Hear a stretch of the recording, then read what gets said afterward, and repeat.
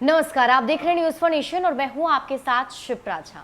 कहते हैं एक सच्चा और अच्छा जनप्रतिनिधि वही होता है जो लोगों के बीच रहे, लोगों की समस्याओं को समझे, उनकी समस्याओं के समाधान के लिए आवाज बुलंद करे। राजनीति में और हाल फिलहाल में आपको वैसे नेता बहुत ही कम दिखाई देते हैं, क्योंकि राजनीति सहूलियत के हिसाब से की जाती है और बहुत सारे लोगों को आपने देखा होगा जो लोग चुनावी वादे करने के लिए आते हैं, चुनाव के वक्त वोट मांगने के लिए आते हैं और जैसे ही उन्हें कुर्सी मिलती है वो आपको भूल जाते हैं। लेकिन इन सब से अलग थे रघुवंश प्रसाद सिंह। वो एक ऐसे नेता थे जो हर दिलों में राज करते थे, हर कोई उन्हें पसंद करता था। वो किसी एक जाति के राजनेता नहीं थे, ना ही वो किसी एक पार्टी के थे। जहां भी जाते थे वहां के लोग उन्हें उसी तरीके से आदर करते थे, क्योंकि उन्होंने हर लोगों की समस्याओं को उठाना शुरू किया था और वो सिलसिला अंत तक चलता रहा।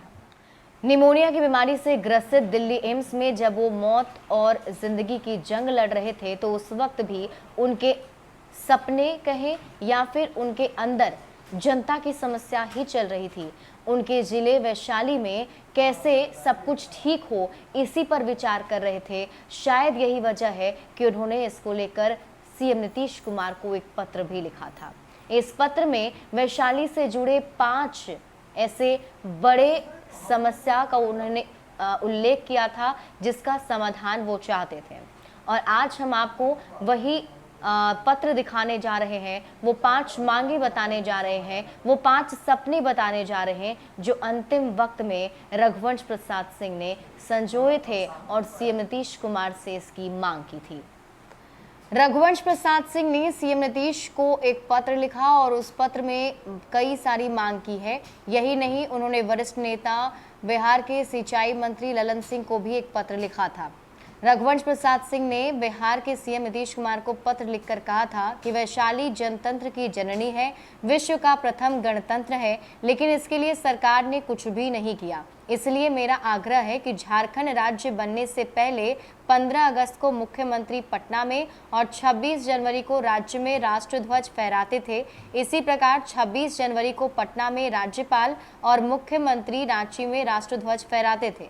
उसी तरह 15 अगस्त को मुख्यमंत्री पटना में और राज्यपाल विश्व के प्रथम गणतंत्र वैशाली में राष्ट्रध्वज फहराने का फैसला कर इतिहास की रचना करें। इसी प्रकार 26 जनवरी को राज्यपाल पटना में और मुख्यमंत्री वैशाली गढ़ के मैदान में राष्ट्रध्वज फहराएं।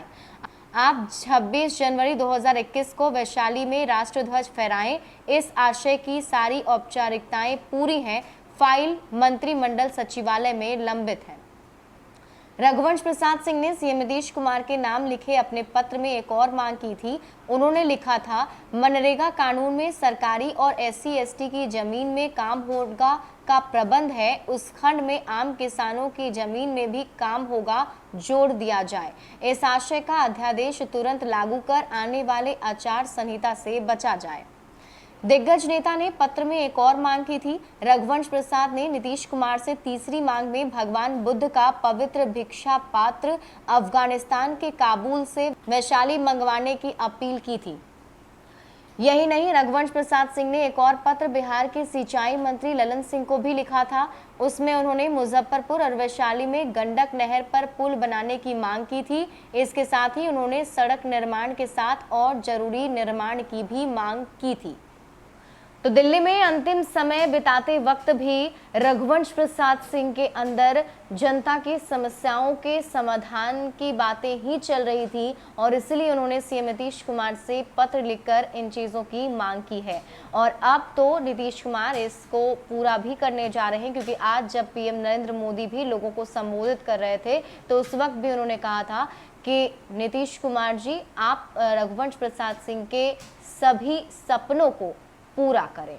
ज्यादा अपडेट के लिए आप जुड़े रहिए न्यूज फॉर नेशन के साथ। नमस्कार।